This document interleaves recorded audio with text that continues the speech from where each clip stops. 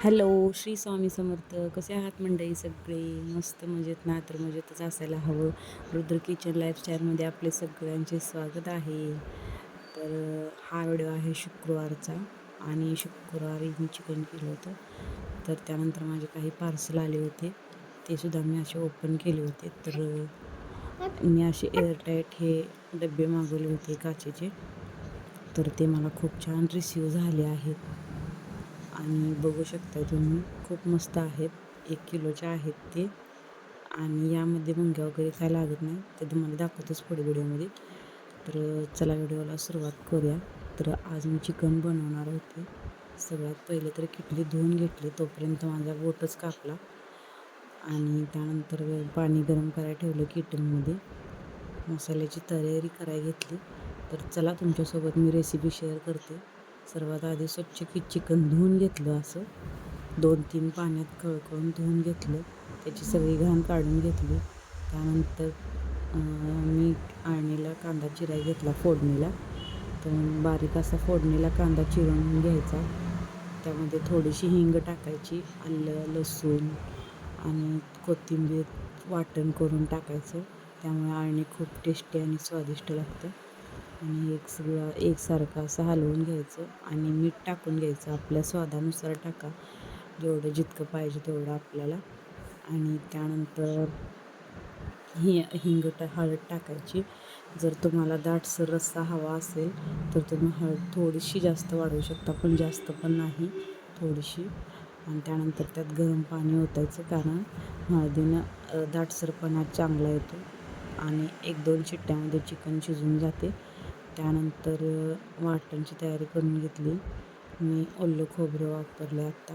कायम तर मी सुकंच वापरते, पण ओलं खोबरं कधीतरी घरी अवेलेबल असलं तर ओलंच वापरतो मी. नसेल तर मग वाळलं खोबरं असतंच माझ्याकडे, मी वाळलं वापरतो.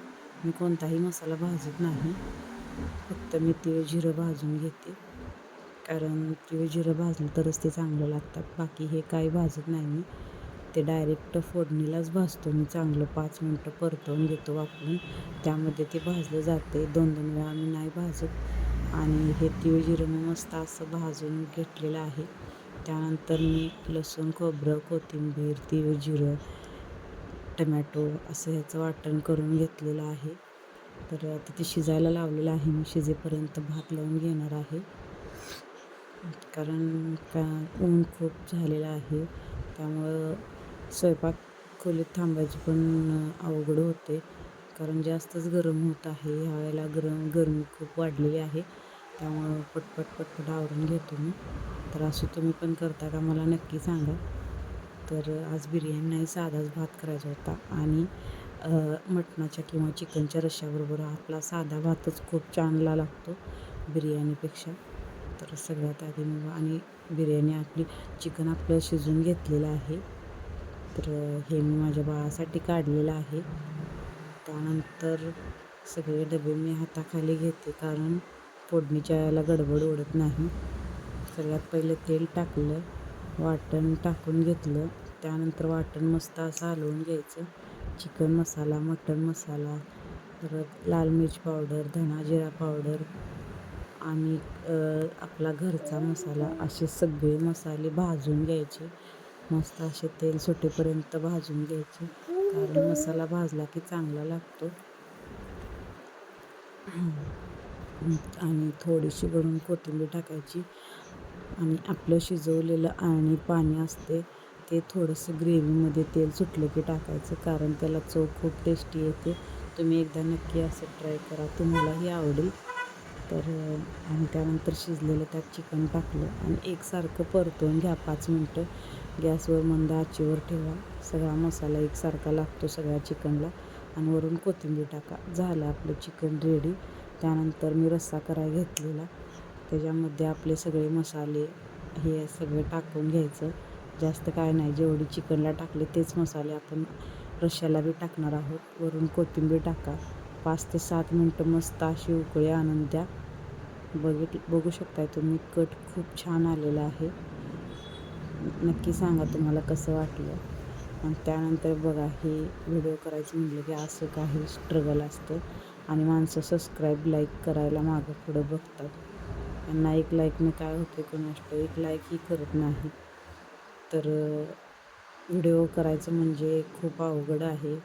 असं नाही की लावलं आणि टाकलं, असं नाही. त्याला एडिटिंग वगैरे त्यात खूप मेहनत असते. पण माणसं एक सबस्क्राईब लाईक करायला खूप कचकच करतात आणि बघतात तसंच पुढं जातात.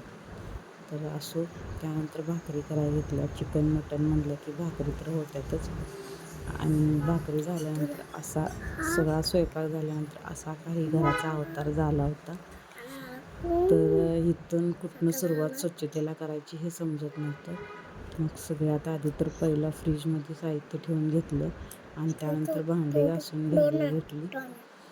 कारण भांडी घासल्याशिवाय कट्टा किचन मोकळं होत नाही. त्यामुळे भांडी सगळे घासून घेतले आणि मस्त असा कट्टा साबणाच्या पाण्यानं धुवून घेतला चांगला. कारण पुसायचं म्हटलं की ते सगळं राहून जातं. त्यापेक्षा धुतला तर 5 मिनटात धुवून स्वच्छ निघतो. आणि असं काय असं ताट रेडी होतं. त्यानंतर मी हे डबे घेतले भरायला. तर माझं लई दिवस झाला आले होते आणि एकदा दोन अशी मी मागवलेले. कारण खूप कॉस्टली आहे याचा रेट. त्यामुळं मी एकदा दोन असेच मागवलेले. एकदम नव्हते मागितले आणि सगळे असे भरून घेतले. याला मुंग्या वगैरे काही लागत नाहीत. खूप छान डबे आहेत. हे तुम्ही ऑनलाईन मागवू शकता फ्लिपकार्ट, मिशोवरून. आणि सगळं हे असं लावून घेतलं. तर मंडळी, कसा वाटला तुम्हाला माझा ब्लॉग नक्की कमेंटमध्ये सांगा. आणि जर आवडला तर लाईक, शेअर, सबस्क्राईब करायला विसरू नका. तर भेटूया आपण नेक्स्ट ब्लॉगमध्ये. तोपर्यंत बाय.